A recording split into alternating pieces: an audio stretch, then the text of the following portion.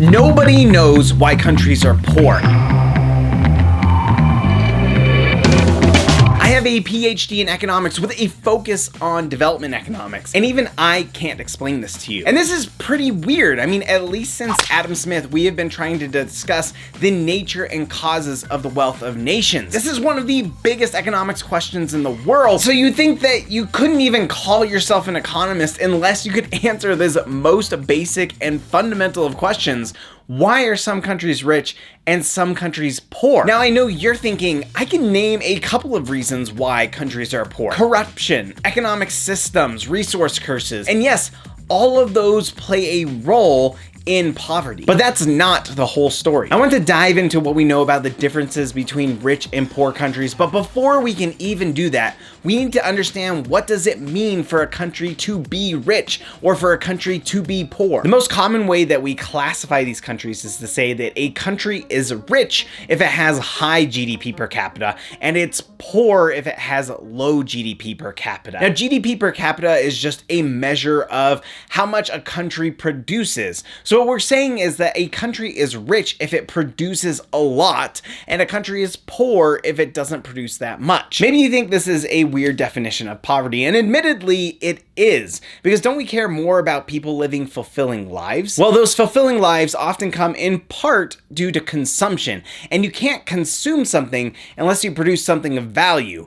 Unless you're an Instagram influencer, I guess. So at the country level, consumption and production should be the same. And actually, GDP per capita correlates with a lot of the things that make life more fulfilling. If you have high GDP per capita, you are more likely to have improved sanitation. You are more likely to live longer, and even for children, they're more likely to live to the age of 5 if you just have higher GDP per capita. So while consumption isn't everything, GDP per capita does track pretty closely to the things we do care about. So this actually helps us get to the real question in this matter. If we want to understand why some countries are rich and some countries are poor, we need to understand why some countries produce a lot and some countries produce little. And this is nice because answering this question brings up a much simpler question. What are the inputs to production? Well, you might have some insight into this if you go out into the real world, but I'm just gonna keep us right here and go to the stock footage economy. What do you see? One of the first things I'm seeing is a lot of machines and tools. We call this physical capital. This seems like a pretty good place to start because your impression of rich and poor countries probably is along the lines of rich countries have more machines and better tools, and poor countries often don't. Take agriculture, for example. In a rich country, you wouldn't be that surprised to see a giant harvester going down the field and cutting down the crops. Whereas in poor countries, you're probably used to seeing people do things by hand with very basic tools. Could the difference between rich and poor countries be explained by the physical capital that they have? No. It turns out physical capital is just not that big of a contributor to the differences between rich and poor countries. Yes, poor countries have less physical capital than rich countries, but the difference between them is not enough to explain the giant gaps in poverty. So we're gonna have to look somewhere else. Let's go back to the stock footage economy. What do we see here? Well, there are people, and a lot of them are doing impressive things. The number of people in a country isn't a huge factor because we've already controlled for that when we did GDP per capita. That capita takes care of the population.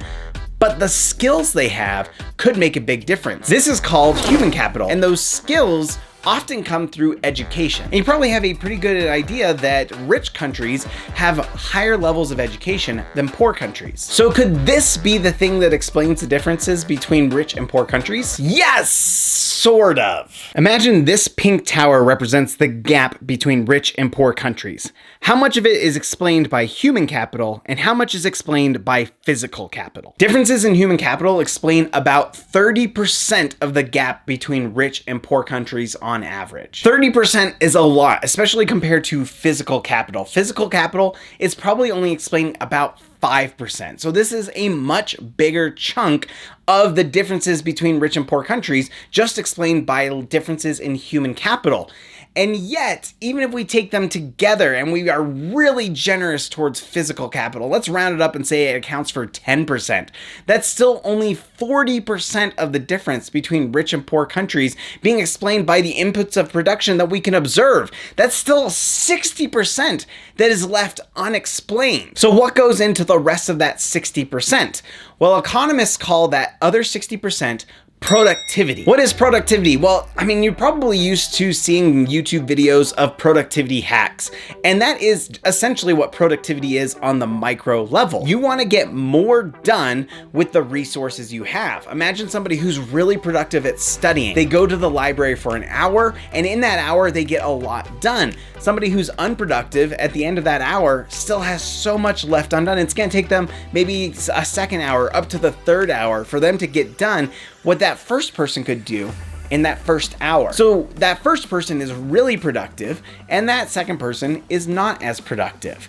And we can take this to the macro level and explain differences in countries with productivity. Productivity at the country level basically says, let's give two countries the exact same resources, the same physical capital, the same human capital. One country is going to produce a lot from those resources, and with the same resources, the other country just doesn't produce as much. The first country is more productive than the second country, and as a result, the first country is richer than the second country. So we have our answer, right? Productivity is explaining 60% of the gap between rich and poor countries. So why are some countries rich and some countries poor? It comes down to productivity. But does it really? Think about what we just said. We said a country is rich if it produces more, and a country is poor if it produces less. And we said the reason why some countries produce more is because they're more productive. And if a country produces less, it's less productive. But productive means that you produce more. So a country is rich if it produces more, and it produces more if it produces more. This is just a circular explanation. It actually doesn't tell us anything about why countries are poor. And that's what I mean when I say nobody knows why countries are poor. They say it's productivity, but that's a circular definition. What we're saying is countries are rich because they produce more, and they produce more because they produce more. And it just doesn't make sense. It means we don't understand why some countries are rich and some countries are poor. Nobody understands. When I first understood the circular reasoning, I was upset. But then I realized it provided a good way to assess our explanations of poverty. Take corruption as an example. If you have to pay a bribe to run your business, that bribe is money you cannot spend on better equipment.